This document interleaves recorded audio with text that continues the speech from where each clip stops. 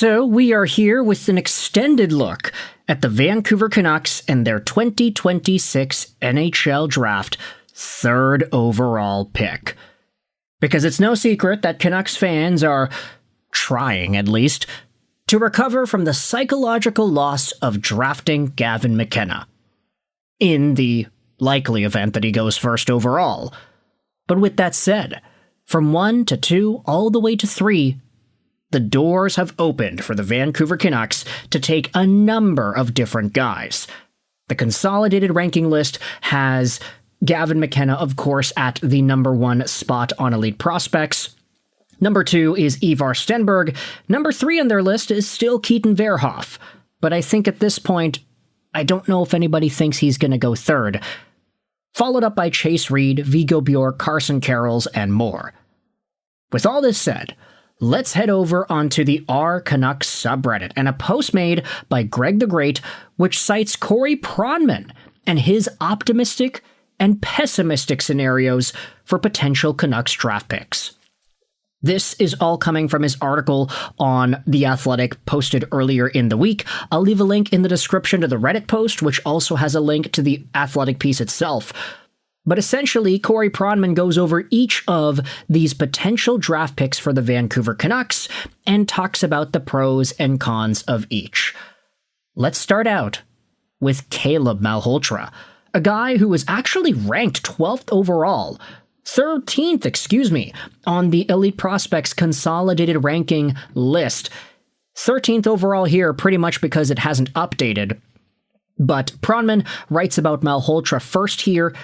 The optimist's case for a Vancouver Canucks fan who is seeing Malhotra get drafted are, there have been times when I've watched Malhotra where I've thought if this goes well, he could be a tremendous NHL player. Malhotra is a competitive two-way center with size and speed.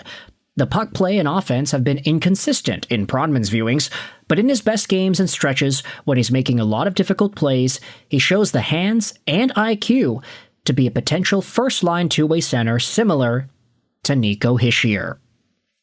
The pessimist's case, though, says that Malhotra may not have the high-end skill to be a true power play 1 type in the NHL, and could be more of a second-line pivot who is an important player for a team, but won't be one of his team's top point producers. Now, Nico Hischier was drafted 1st overall. Caleb, if he's taken by Vancouver, would be taken 3rd.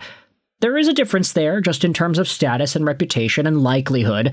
Nico Hischier, by the way, he was a kind of surprising 1st overall pick. Nolan Patrick was projected number 1 in 2017, but he ended up slipping because of his injuries. Nico Hischier has proven himself as a very good first-line caliber center, who is a second-line center because of Jack Hughes. But Caleb Malhotra, best-case scenario, Corey Pronman saying he could be a Hischier-type guy. Next up, there's a conversation on Chase Reid, potentially the top defenseman in this year's draft, depending on who you ask.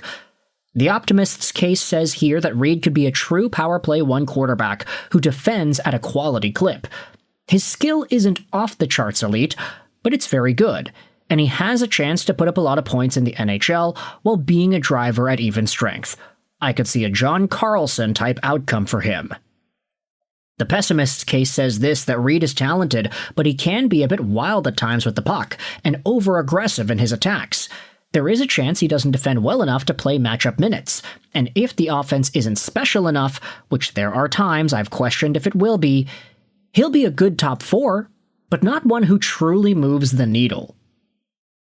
Now that's a pretty bold claim. I'm hearing a little bit of Ryan Merkley, Evan Bouchard in this pessimism case for Chase Reid. At best, though, he could be a top pair power play point producing defenseman. He is kind of a wild dog at times, though.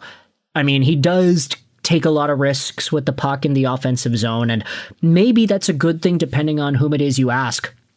But overall, Chase Reid is a guy that if the San Jose Sharks feel like they want more than, let's say, a Katon Verhoff or even a Stenberg, it might give shades of them repeating the same mistake that they did with Ryan Merkley a decade ago. That's just kind of the parallel that I'm thinking about.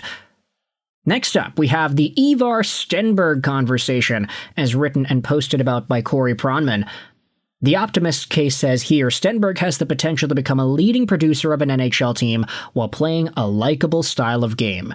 His offensive skill isn't quite as elite as someone such as McKenna, but he could be a regular 70 to 80 point winger.